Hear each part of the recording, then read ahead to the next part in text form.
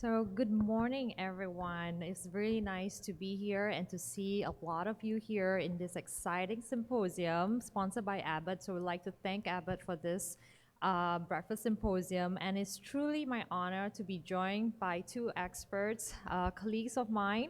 The first, Dr. Akhil Narang from Northwestern, and Dr. Richard Bay from Minneapolis Heart Institute. And today we'll be talking to you about optimizing imaging in the MitraClip procedure to treat complex mitral valve anatomies, a case-based discussion. So here you have all of the three of us, and I have no financial disclosures. And this first talk that we'll be talking to you about by myself, which will be transthoracic screening, imaging, how do we do that? And as we all know, in numerous talks we've been at this conference, that the mitral valve anatomy is really complex. You have the leaflets, 3D morphology of it throughout CT or cardiac MRI, and 3D TE and TE as well have shown that it's a saddle shape configuration. In addition, we not only look at the leaflets and annulus during our assessment, we look at the cords and the papillary muscles. And you can see from this diagram there's so many cords from primary, secondary, and tertiary cords. And we can visualize it really well, not only on transthoracic, but more so in our transesophageal echo, which my colleagues will talk to you more about it. So imaging for percutaneous mitral valve procedures, be it a TEER device or replacement device, pre-procedural planning by us imagers and also with a multidisciplinary team is really key. Our task is to assess the morphology, the function, number one, the severity of it with the quantitative assessment as outlined by the ASC, and really to determine what kind of suitability of device and the accessibility and approach of these patients. So with the guidelines in 2017, you can see it is a multi-parametric approach, as you heard, with other valvular heart disease, not only in the semi-quantitative, the qualitative, and the quantitative measurement, and we just don't look at the color flow Doppler. So the integrative approach of the echo transthoracic criteria for severe MR, that is your first line. You know, you try to look at the specific data. Is it a large central jet, the color jet? Is it swirling, the vena contracta, the systolic flow reversal in pulmonary veins? Other supportive measurements, you obviously look, not only just the mitral valve, the left ventricle, the function, the left atrium, and also the jet of the mitral valve and the CW jet if it's a dense triangular jet. Quantitative measurement, I always love it, and we should advocate for it, not only by PISA, by 2D, and also 3D on transthoracic. You have all these vendors having all these facilities on the machines, and we should be aggressive with the measurements in terms of volume fraction and 2D effective regurgitant orifice area. And so in the guidelines, as you can see, this is a much heavy slide, but certainly the quantitative parameters looking at everything, including the left atrium, the left ventricle, the supporting data that I mentioned just now, and the quantitative assessment to really quantify the severity of mitral regurgitation. And so, let me move forward here. Yeah, so in terms of the transthoracic, this is an example recently that I saw a couple of weeks ago. You can see, starting from your parasternal long axis, what's really striking, you can see a lot of calcium in the posterior leaflets. Certainly the leaflets are thickened. You can see on the color Doppler, the jet is eccentric. There's a lot of mitral regurgitation. They're swirling in the right in the left atrium, and what really stands out, your left atrium is really big. You can see on the apical view on the right hand side that swirling around the left atrium, and also the short axis, you can really see as well the leaflets, and you can see of something flicking as well, suggestive, and the eccentricity of the mitral regurgitation jet suggestive that there's possibly flail leaflet. And so quantitative assessment of it in transthoracic, for this patient, we do 2D and PISA EROA of 0.46 centimeters square. We know the limitations of PISA depending on the eccentricity of the jet. 3D, we were able to perform this on transthoracic, and certainly what we look for a MitraClip assessment or any TEER device is a mitral valve area, and we can do it on transthoracic by 2D biplane imaging or 3D capturing it in your apical views and cropping it. And for this patient, the valve area is more than 4 centimeters square with a mean gradient of 2.3, Obviously, this is severe mitral regurgitation, and for such patients like this that we see in our clinic, the threshold to do transesophageal echo is really low, and my colleague will talk to you more about this after this presentation. So, and this is another example to see what we look for in transthoracic, so that we have an idea what kind of therapy this patient should go for. So here you can see, this is a patient with post-TAVR, but what is striking, that calcium really extending out into the anterior mitral leaflet, causing restriction, and also some calcium in the posterior leaflet as well. You can see in the apical view the extent of the calcium encroaching on the mitral leaflet. So for such patients like this, we know TEER device right from the transthoracic is not really ideal, but certainly we would investigate further with a transesophageal echo, not only to confirm it, but also see if it's suitable for other mitral valve replacement therapy. Looking at the cords as well, and then and also looking for other features if it's suitable for TEER device like perforation, but threshold to assess for mitral regurgitation, certainly with a transesophageal echo is the way forward. And so the classification of MitraClip suitability, I think, have been shown in in the German registry into the yellow, green, and the red zone of the different complexity of mitral valve morphology and the function. And really, it's our duty as imagers to image them as detailed as possible using transthoracic imaging and transesophageal imaging, which my colleague as well, Dr. Narang, will talk to you about TEE with assessing the mitral valve. So in summary, I think first line, obviously your transthoracic, we know the severity, our threshold then to move on to TEE should be very low, but it gives you an idea of the morphology, the etiology, of course the severity as well.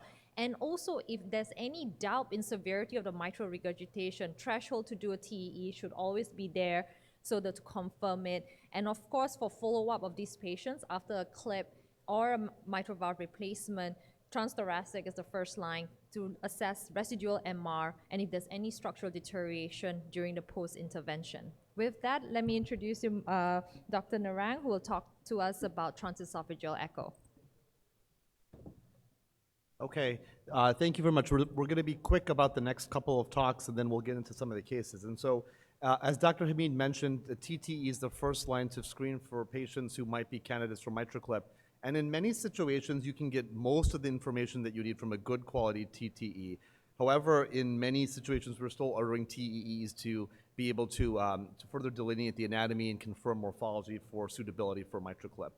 And so the questions we want to ask ourselves when we're doing screening TEEs are certainly, what is the mechanism of MR? Often this can be done from the TTE, but you can get better pictures potentially with TEE. We want to confirm the severity of mitral regurgitation as well.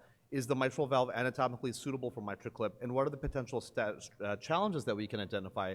And then finally, if we do deem the candidate to be, the patient to be a candidate for MitraClip, what would be the MitraClip strategy? As we know, there are different device sizes that are available to us to be able to use. So from a TEE, the first thing we really want to do is look at the mitral valve anatomy. And as we all know and familiar with the anatomy, it's not just the leaflets themselves, but it's the chordae, the primary, secondary, tertiary chordae, the commissures, the papillary muscles. So making sure, looking at all these elements within the TEE to understand potential challenges, large chordal structures, calcified chordal structures, areas of the leaflets that might be restricted is very helpful. Secondly, we want to look at usually we use the Carpentier classification for mitral regurgitation.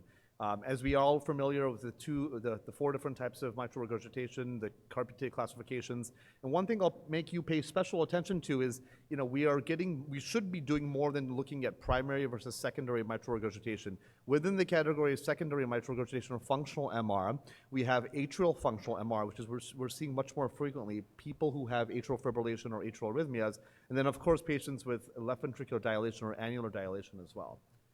We want to look at the severity both on 2D and 3D, and this is the PISA method that Dr. Hamid mentioned and showed. And again, making sure you have good quality imaging to be able to do this. So you're changing your Nyquist limit so that your Nyquist limit is shifted approximately to 40 centimeters per second. You're able to measure a good PISA radius, and then from there, get a good mitral valve VTI and put together your quantification for the severity of MR. And I routinely am doing 3D vena contracta as well. And so if you have a good quality 3D image with multiplanar reconstruction, you can generate a 3D EROA, vena contracta, that will give you a sense of severity as well. And then we want to look at supporting signs for severity of mitral regurgitation. And so in the top left, figure A, you'll see the normal pulmonary venous flow with an S greater than D wave. As you have MR that's in the mild category, you have some equalization between your S and D, which is in panel B. And then if you have more moderate MR, you tend to have more blunting of your systolic wave, and you have S less than D. And then in patients with severe mitral regurgitation, you can, of course, compliance of the left atrium makes a difference, have systolic flow reversal. And it's really important to interrogate all the pulmonary veins. When it comes to screening for TEEs, we want to have our basic mid-esophageal views. The first view we look at is the mid-esophageal four-chamber view, in which you can see your A2, P2 leaflets, but it's more nuanced than that. You can actually look at your A1, P1 leaflets if you're slightly pulled back with your TEE probe and you see the aortic valve in view. If you push in slightly, you get the A2, P2. You push in a little bit more, you get the threes. And so you really can look at all of the leaflets from the mid-esophageal view just by withdrawing or advancing your probe. With the mid-commissural view, the bicommissural view between 45 and 75 degrees is a key view that we utilize as well. You should see the papillary muscles in this view on both sides. And from here, you can see the various scallops. And then what I like to do, what I encourage everyone to do, is use X-plane and sweep either medially to laterally or laterally to medially to interrogate all the leaflets closely. And then as you increase your angle between 80 and 100 degrees, we get a two-chamber view if you see more of the anterior leaflet. And then usually if we're dealing with central pathologies, we have the posterior P2 and anterior A2 leaflets in a mid-esophageal long axis view. Don't ignore the stomach, as it's important to be able to look at your scallops from a short axis view of the stomach as well. And here are things that you want to pay attention to when you do 3D imaging. If you have clefts, these can pose challenges when it comes to clips, depending on where the jets are coming from. So recognizing clefts, which is natural indentations of leaflets. And then looking for patients who have heavily calcified valves. This is an example of a patient who was actually sent for a MitraClip referral from an outside institution, and clearly it's not appropriate. There's severe MR, there's no question, but this is a rheumatic heart disease patient with a gradient of 9 at baseline. So you want to avoid those situations, of course. And then you want to make sure there's adequate height in the left atrium. So when you're crossing the transeptal, doing a transeptal puncture from the right atrium to the left atrium, you typically want 4 to 4.5 centimeters of height above the mitral valve annulus. And so this is an example of what it looks like in specimen, and also from a biplane view, from a bicaval view in which you use X-plane and then can get the height above the mitral annulus. And as I put things together, this is adapted from some of the German registries, and we've kind of adapted this for our lab, is optimal morphology, acceptable morphology, and challenging morphology. And I wouldn't say there's true contraindicated morphologies. There probably are a few things, like the case I showed before, but we are getting a little bit more aggressive to take on patients with challenging morphologies. So things like small leaflet calcification that are focal, even annular calcification, we're able to do this with some degree of success, especially since now there are different sizes of MitraClips available.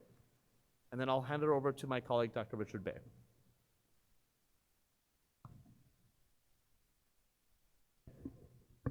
Thank you. We're going to talk about T procedural imaging in a very short period of time. So here's my disclosure slide. So first off, in the room, you want to repeat a complete study, look for any surprises. So we'll go to the transeptal puncture. The two key views are the bicaval view and the short axis view, typically mid-fossa in the bicaval and mid to posterior on the short axis view. You want to measure height before you puncture. And sometimes you'll have the LVOT, too much of the LVOT in the typical four-chamber view, and then going to a reverse four-chamber view or a long axis view can sometimes give you a better assessment of height. We like to do the transeptal puncture under X-plane imaging. This tells us whether the needle slides at all during the puncture, and we typically use the Baylis system or RF system, and you'll see bubbles in the left atrium once you've crossed. Then I'd like to go immediately to this 3D view of the fossa from the lateral left atrial perspective. So anteriors to the left, posteriors to the right, the mitral valve is on the bottom. And this gives you immediate confirmation of where you actually cross relative to the fossa. Here we can see we're kind of mid and high up on the fossa. There's another example where we're high up on the fossa and very posterior.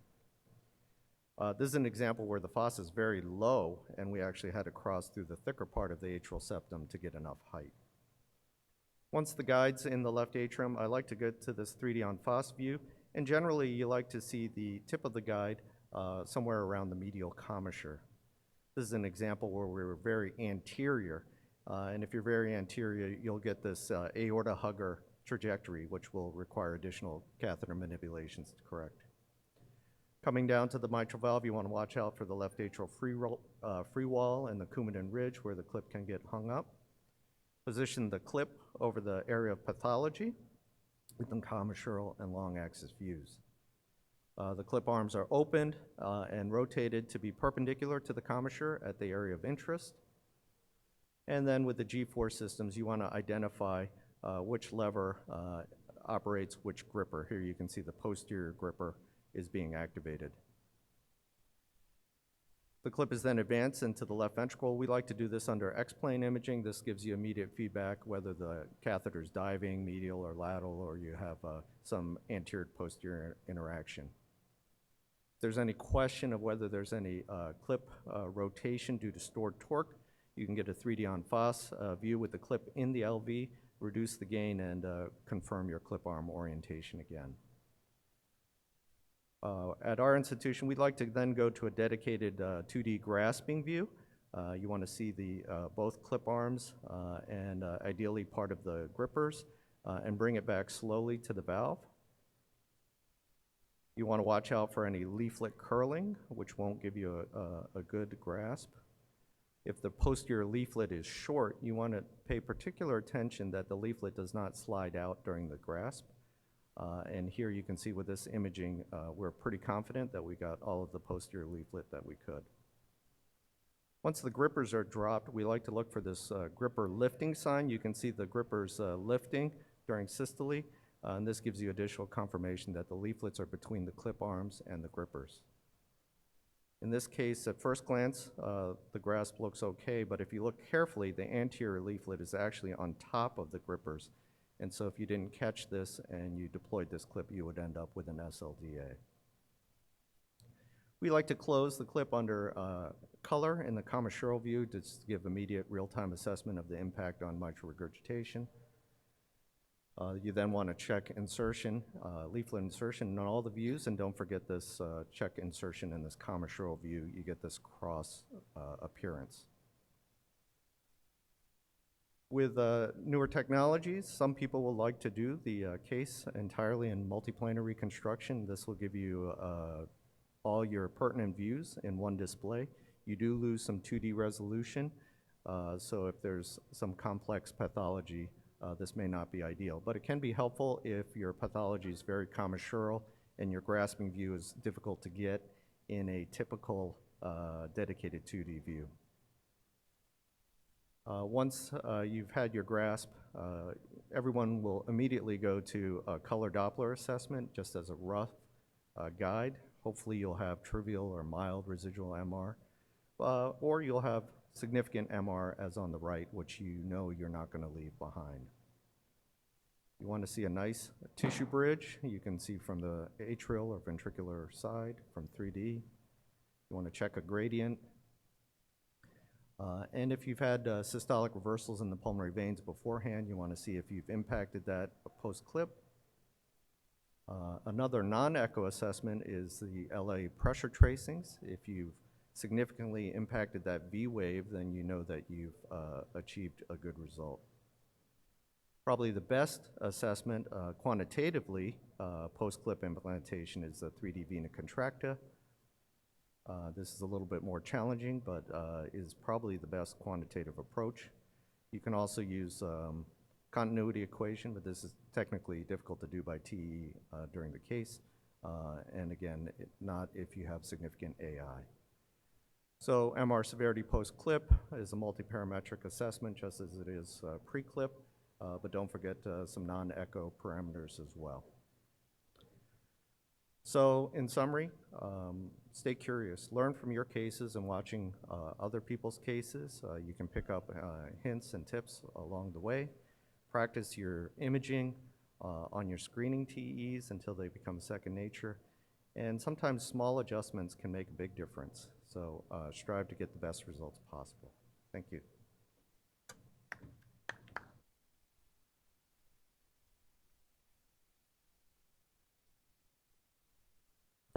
Oh, Oh, thank you so much, Akhil and Richard. I'm not sure if any of you have any questions. Please feel free to just post those questions to us to make it as interactive as possible. But certainly the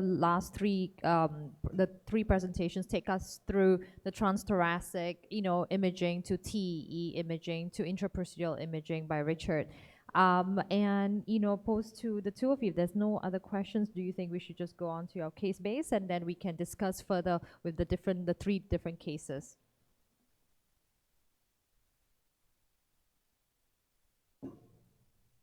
So my case, the first one, I thought it was actually the most recent one that we did, is a relatively, 78-year-old lady who presents to us with a congestive cardiac failure.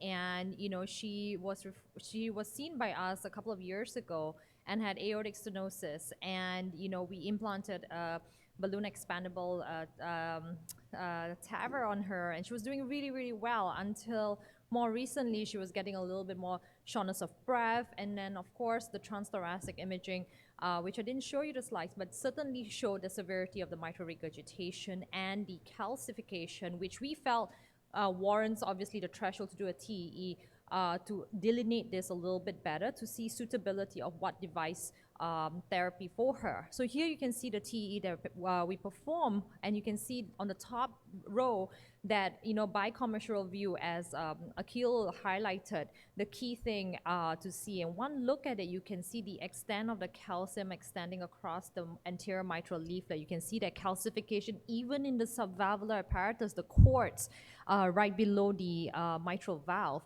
Color Doppler on the top right-hand side, you appreciate that mitral regurgitation jet, the swirling in the left atrium. And then 3D on-force from the atrium and the ventricular side on the bottom row, as well using the TrueView on the Philips machine, you can appreciate that calcification that you see in the cords from the ventricular end as well. And what's striking as well, the calcification in the anterior mitral leaflet and some level as well in the posterior leaflet, but certainly you can see the mitral valve. I'm concerned about the mitral valve area. Taking through the views in terms of assessing for MitraClip, as Akhil mentioned, really in the BICOM view, assessing essentially from the medial to the lateral in the BICOM view in the X-plane is really key. And here you can see the top row using the X-plane imaging highlighting in the mid, and you can see the orthogonal view where majority of the jet is. You can see in the orthogonal view the length of the posterior leaflets. Moving then on the middle row to the X-plane across to the left-hand side towards the medial, you can see as well there's some jet as well. And then moving across to the right-hand side towards the lateral as well, you can see majority of the jet really it being central and really highlighting on the orthogonal view the length of the posterior leaflet to see whether it's suitable. And it's just really at the borderline in terms of the posterior leaflet length for a TEER device. But here, assessing severity, I think is key. We do a lot of the 3D vena contractor area. Here you can see the jet really ascend all along the coaptation, majority of it being center. And the 3D vena contractor area of 76 millimeters square, certainly beyond severe. 3D, we also, the mean gradient, you think it's a small valve, but the mean gradient was 2. With a heart rate of about 60 to 70. And then we measure the mitral valve area, the leaflet tips. Now really, it's not really 4, it's just hitting 3.9 centimeters square. She's not a really tall lady, a big lady. That's something that we usually consider that in our assessment because, if you index it to your BSA and really at her age, her level of activity as well. That's all the things that we were thinking about. And so I'm just going to pose to my two colleagues here. What do you think we should do? It's an interesting case. I mean, I think the challenges certainly are the calcification and the smaller valve area. But I think in practice, what we're seeing is we can get away with a post-clip valve gradient of about 7 millimeters of mercury and have very good success. That sounds high, but when we've looked at the data in large-scale registries and from the trial data, that small degree of stenosis actually is pretty inconsequential for the patient. And so, I think if you have adequate leaflet length that's not too calcified, you clearly have severe MR and she's symptomatic. I think it's a reasonable approach to try putting in a MitraClip. I would probably start with maybe one of the smaller clips, assess gradients, and see how much reduction I have of the MR. But I think these are not prohibitive. I think 5 years ago, we may have thought of it differently, but I would be much more comfortable doing this now. Yeah, I agree with those comments. I think that it's a challenging case, but if they're not a good surgical candidate, I think the safety profile of the MitraClip is such that, you know, if you have excessive gradients, you can always abandon the procedure and not cause any damage. So I think it's reasonable to give it a shot. Thank you, and that's precisely what we were thinking. I mean, we were thinking of, you know, either a clip or replacement therapy as well, and I think, you know, due to her, you know, the high risk of LVOT obstruction, so she wasn't deemed suitable for the replacement therapy. And so we, you know, went ahead with a tear therapy with a MitraClip, and you can see the transeptal puncture on the left-hand side as highlighted by Richard earlier, you know, using 2D and 3D. And here, really on the left-hand side, highlighting, you can see the tip. I should have put an arrow here, the tip where, you know, my interventionist was really at the interatrial septum. And what I want to highlight here is really towards the commissures. You know you're in a good location, so towards the commissures of the mitral valve, and certainly confirming the height as well on 2D and 3D was certainly adequate. It's about 4 centimeters. And here then, you know, moving along, you know, putting across once the transeptal was performed, monitoring as well the catheter and the device as well. And here's another view of the 3D as well. You can see there's adequate height, you know, towards the mitral valve. And then moving next, of course, in terms of selection of the device, as you both mentioned, we chose the NT. And, you know, using both modality, 2D and 3D, NPR that we do, and, you know, she certainly have very good windows. We use 3D NPR. You can see maneuvering, there's good trajectory on the left-hand side. And then as my interventionist push the MitraClip below the mitral valve, and we always you can see on the right-hand side as well, what I always do when, you know, my interventionist was asking, can I check the orientation? So then I just gain down with that, with staying in the same view on the 3D NPR. I can show it on the right-hand side, the orientation of the clip as well on this 3D NPR. So it's just one view. I can do all of this, saving time going back and forth. But certainly if there's any limitations on 3D, if you can't see, revert back to your 2D imaging, I think is very key. But certainly NPR has really revolutionized our imaging and the ease of it for MitraClip procedure, and certainly for the tricuspid.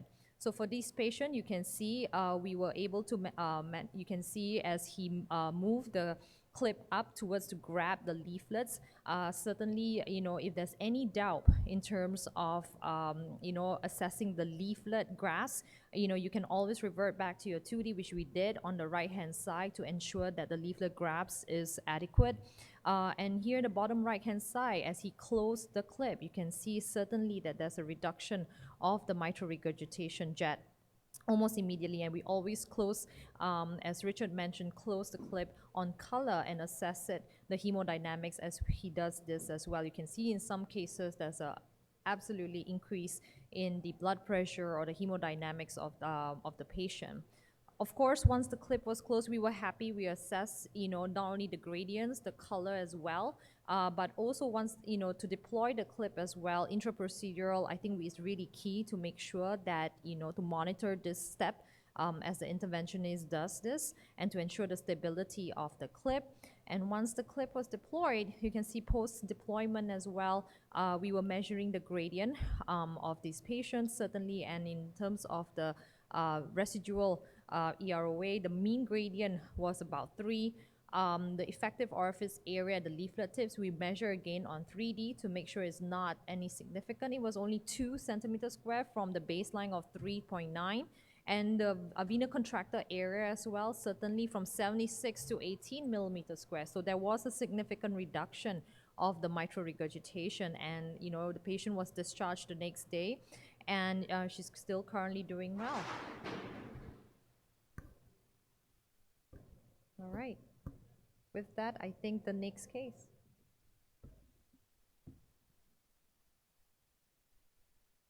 Okay, so this is a 71-year-old male with hypertension, dyslipidemia, diabetes. chronic kidney disease, HFpEF, severe MR, who's experiencing progressive dyspnea with low levels of exertion and has required increasing diuretic therapy over time. Here's his transesophageal echocardiogram, and you can see immediately from that four-chamber view on the top left that there is a large prolapse with flail chordae, and with color Doppler on the right-hand side, you can see that there's a significant amount of regurgitation going through that valve and causing severe MR, likely the cause of this patient's symptoms. As we talked about before, using biplane imaging is really key to be able to find out where the pathology is and also be able to plan potentially where your grasping views will be. And like Nadira and Richard mentioned, MPR is really helpful in these situations. I would say about 50% of our cases we do exclusively in MPR, including the grasping view, and you can change the layout in your screen so you're focused on that grasping view, but we almost stay in the MPR view for almost 50% of our cases. In this lower right-hand image, you can see that extensive prolapse with flail chordae right here. On the biplane image on the lower right-hand side is probably what your adequate grasping view would be because you can see the pathology. And remember, for a lot of patients, they have mixed disease. And so we did a case last week where the patient had AFib with atrial functional MR, but also had a prolapse.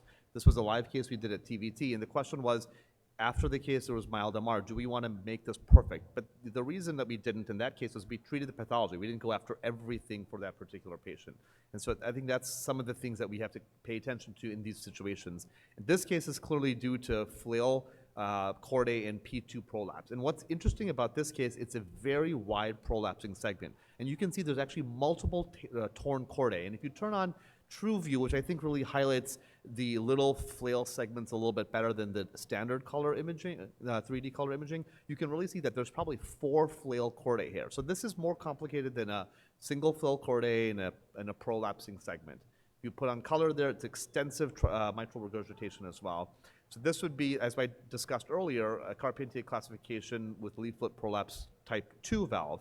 And the parameters showed that there was an EROA of 1.0 centimeters squared, an RO valve of 145 milliliters, and it also has a large flail gap of 11 millimeters and a large flail width of 19 millimeters. And again, all done via MPR. This is a post-processing TomTech version that we did that shows an EROA of 0.91 from a 3D vena contracta standpoint. And then from here, you can see the flail gap and flail width segments as well that are quite extensive. And so this is a large prolapsing segment with multiple chordae. So the question is, what do we do about this? Clearly, this is amenable to treatment with MitraClip, but we have 4 different options. With the G4 system, we have an NT, an NTW, an XT, and XTW. And as I mentioned, the challenges identified are here. It's a large segment. There's multiple flail chordae. The flail gap and flail width are actually quite large. And so let me ask Dr. Bey and Dr. Hamid, what would you do for this clip strategy? How would you approach this case with significant MR, but a very wide prolapsing multiple flail chordae?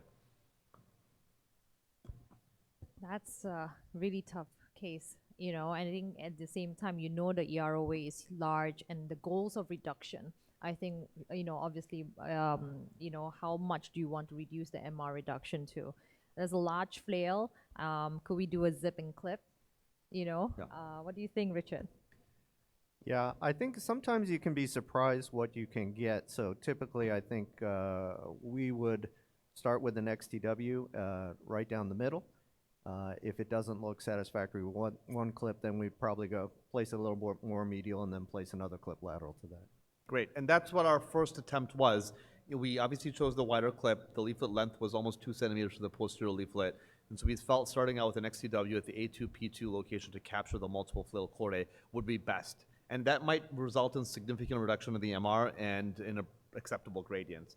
So here's the imaging for this. And so you can see the puncture site about 4 centimeters above the mitral annulus in good location, kind of in the inferior posterior location of the fossa. The top right, you see the clip being oriented nearly at 12 and 6 o'clock, which we think was a good place. And then in the bicommissural imaging on the lower left, you can see once we've captured the anterior and posterior leaflet, with color, we look like we're in good position. And so we thought maybe this is a reasonable place to grasp. And we did that. And unfortunately, there was significant residual mitral regurgitation that we saw and noted. And I think if I go back to the slide, you can probably tell that there's a lot of that posterior cord that's still out. It's captured on that lower left-hand image, but there's about maybe 0.8 to 0.9 centimeters of the leaflet that remains. And so even though the MR got a little bit better, we weren't comfortable with it. So we adjusted, and we said we need to get more of that posterior leaflet. And so in the top right image, we moved more posteriorly with a posterior bias. We're able to capture a little bit more of that posterior leaflet, and you can see that on the lower left-hand image. And then ultimately, when you closed up in color, that medial jet got better. There is still an anterior lateral jet that's directed on the lower right-hand side. And so from this is what the final picture looked like after the first clip went in. You can still see that there's significant regurgitation that's lateral to the first clip. And then at that point, we decided to proceed, as Dr. May mentioned, with a second clip to try to get the rest of the pathology. So what's key in this situation is you have to have adequate imaging of the leaflets in the position you want to put your second clip. So in the first top left-hand image, I'm looking at a biplane that shows me lateral to the first clip that there's adequate leaflet length. You can see the prolapsing segment is still there. There's probably still a flail chordae, but it's much smaller than we were before. And let me start this slide again. You can see in the lower left-hand image, we have a second clip coming in as well. And then the second clip is oriented lateral to the first clip. You can see in the lower left-hand image that we have both anterior and posterior leaflet captured nicely. In this situation, it's really important that you don't trick yourself by seeing anterior leaflet that's going into the initial clip. So you really want to see both clip arms together if you're doing a multi-clip strategy to make sure you have both leaflet anterior and posterior tucked in nicely. And you can see in the lower left-hand image, we have much more of a better grasp or bite of that posterior leaflet than we did for the first one. So we really prioritized that remaining flail in the posterior cord. And in the lower right-hand image, you can see the final result after we're tightening up with really significant improvement in the degree of MR. And this is the final result here. Now, what's interesting is there's still a small flail chordae in the lower left-hand picture coming in between the two clips. But again, these are XTWs, and there's really not an ability for that jet to go beyond the annular plane. And so the end result was actually quite nice. You can see with 3D color on the lower right. The gradient was 3 millimeters per mercury. This is a 2D view from a bicommercial with and without color, and you can see trace to mild MR that's residual, a little bit going between the two clips and a little bit lateral, but overall very nice results. And with that, I'll turn it over to Dr. Bay.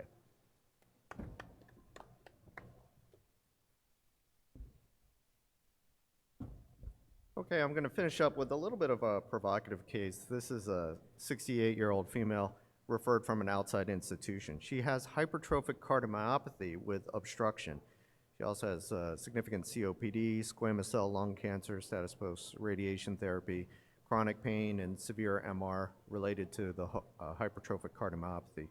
She's quite symptomatic. She was initially referred to one of our surgeons that does septal myectomies and mitral repairs, and he did not feel that she was a good surgical candidate given her comorbidities, and that percutaneous options should be considered.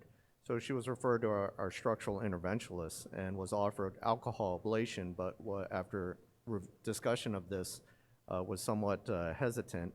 But given the mitral regurgitation component, MitraClip was also offered as an option, and she decided that she would like to proceed with that therapy first. So just some of the baseline images. Here you can see there's systolic anterior motion of the mitral valve with septal contact. You can see that anterior leaflet gets pulled and creates a coaptation defect, resulting in severe MR that is moves during the cardiac cycle. Here's a 4-chamber view showing the same thing. She also has a little bit of aortic regurgitation. There's some late systolic pulmonary vein reversal, and she has an LVOT gradient of about 95 by echo. Here's 3D. On the upper right, you see the view from the LVOT perspective, and you can see that the medial side of A2 is where the septal contact occurs. Resting gradient was only 1. So given the MR component, would you think this would be a reasonable case? It's a leading question because obviously we tried, but any comments? It's interesting. I mean, I think in these pathologies, you have a pressure gradient between the LV, LA, and then aorta, and you're having systolic anterior motion. And so the goal would be to try to relieve that by directing that anterior leaflet away from the LVOT. The one challenge I would wonder a little bit about is, if you put a clip in there, is that enough to change that pressure gradient to prevent the entire clip from having systolic anterior motion? And so it's challenging, but I've seen it done before, and it can be very satisfying as long as you get enough grasp on the posterior side to really anchor it. Yeah, I've been in one case, I think we published a case report, and you do a clip for these patients with ideal anatomy. You can actually significantly reduce that mitral regurgitation and at the same time reduce that gradient across. And really depends on the anatomy of the mitral regurgitation.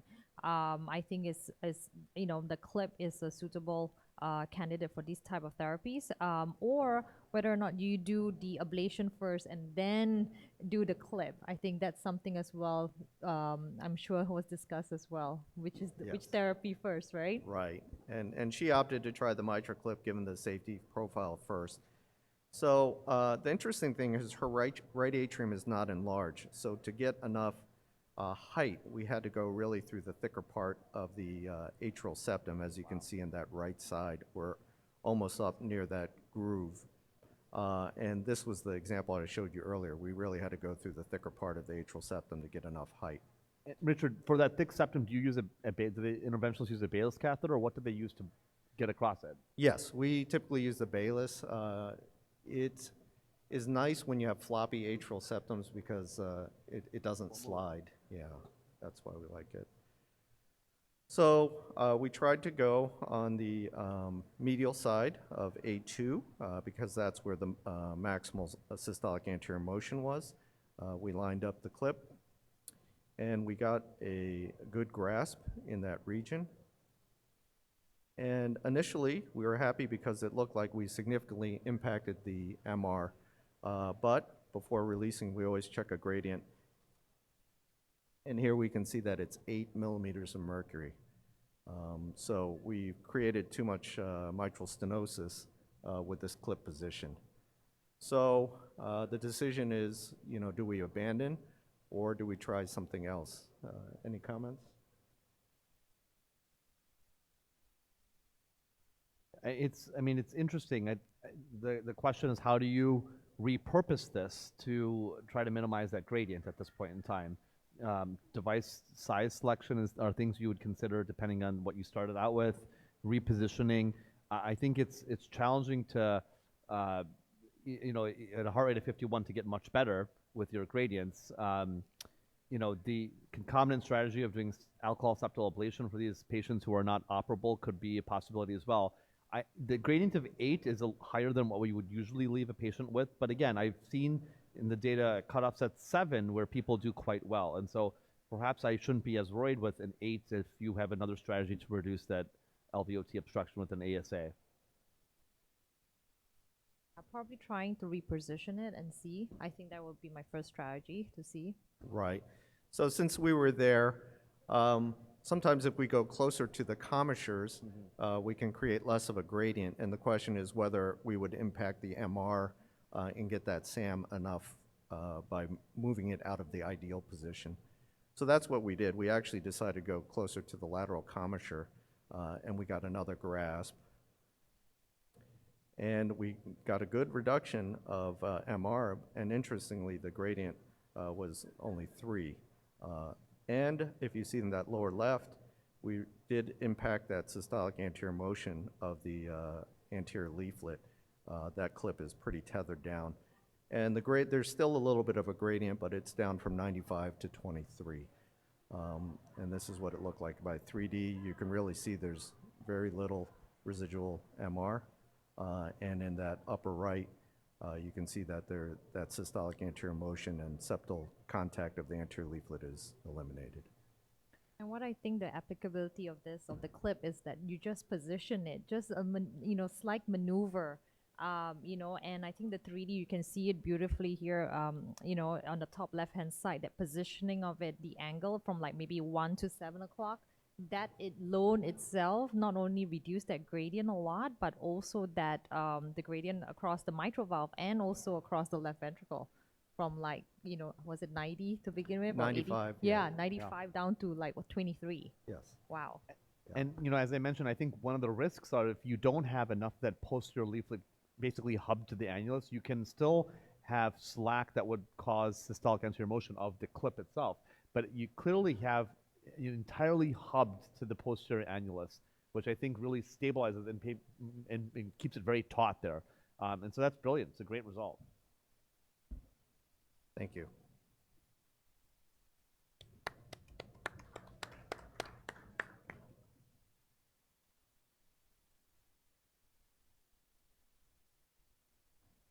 Are there any audience questions that about this case or in general? We have just a couple minutes left. If not, we'll be around for a little while here too. Yes.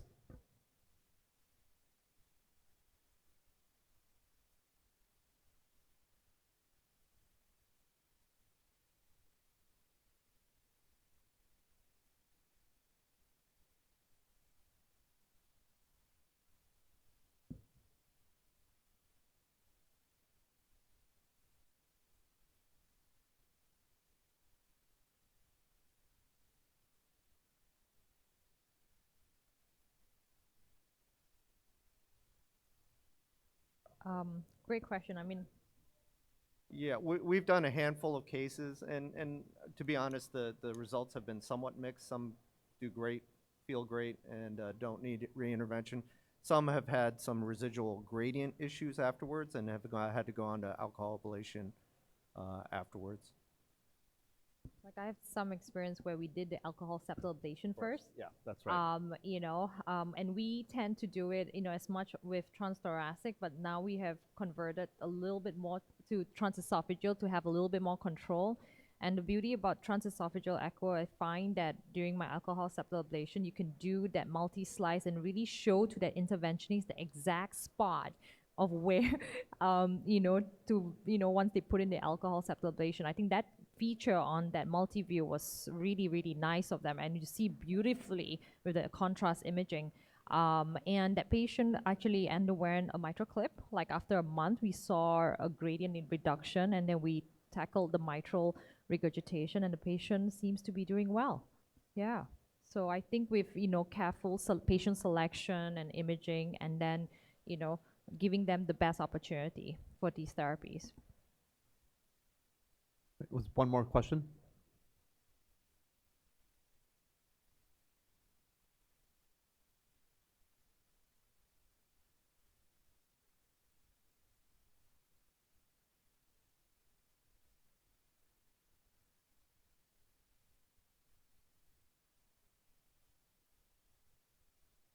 We can't hear you that well. Wow. Yeah. Yeah, that's better. Yeah, yeah. Yeah. Yeah.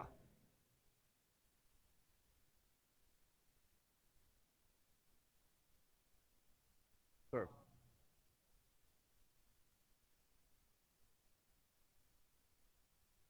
Multiple clips, yeah.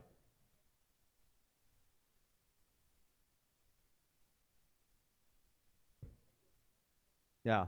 So it's a good question. So the question is on atrial functional MR and how to deal with that. The challenge with atrial functional MR is that it's an annular dilation, flattening of the mitral valve annulus that it makes it look like a pancake, basically, right?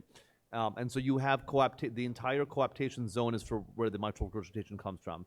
Now, I think taking a page out of what Nadira and her colleagues have done with tricuspid regurgitation, I think we have probably beyond severe MR. We can think of torrential and massive and torrential MR, which we haven't quite done with the mitral valve side that we have done with the tricuspid side. And so what I start to look at is, I'm not so concerned about if the MR looks like it's still moderate or moderate to severe. I actually do a quantitative calculation of the EROA, especially in these functional cases. And if I have a 50% reduction in the EROA, but it's still quantifying in the moderate to severe range, I feel very comfortable with that. And I would rather accept that than doing a higher gradient in these patients. And to answer your question, you do have to, generally a two-clip strategy, and you're gonna create multiple orifices. And if you do orifices more on a medial side and a lateral side, you tend to have a higher gradient. So we tend to put two clips closer together, sometimes in the center, but often on one side or the other side of the P2 commissure, because again, the entire coaptation zone. If you reduce it by 50%, even though it might quantify as moderate to severe, I feel that's a really successful result. Yeah. Richard, any comments on that? Yeah. No, I don't have much to add. I think that's right. It's sometimes unpredictable. You kind of go in the middle of the biggest jet and see what you get, and if there's a lot on both sides or more one or the other, then you kind of move and put additional clips. And especially for these very high-risk patients, some degree of MR will be helpful for them. And if Yeah. you have secondary things that are showing improvement, V wave reduction and your pulmonary venous flow, you know, anecdotally, maybe not anecdotally, I've seen these patients feel very good, even though you're leaving them with maybe moderate MR.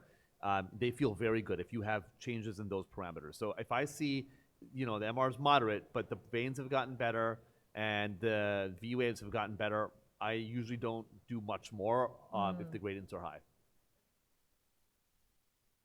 Great question. So Yeah. we have looked at this. We published a paper a couple of years ago, and it was mostly for degenerative MR patients, but we had some mixed pathologies because about 50% of the patients had AFib. What happens is the strain of the left atrium and the left ventricle stabilizes, so it doesn't get worse. It doesn't necessarily improve. Those who had sinus rhythm, the strain parameters will improve, but it doesn't decrement over time in about a year's follow-up for these atrial functional patients. So it doesn't reverse remodel, but I think it prevents ongoing remodeling of the ventricle and the atrium. Great questions. And if there's nothing further, I think we are way over the time, which is great. Thank you very much for attending, and I hope you all have a great rest of the conference. Thank you, and we are around anyway if you have any other questions, so please feel free to come up to us. Thank you very much.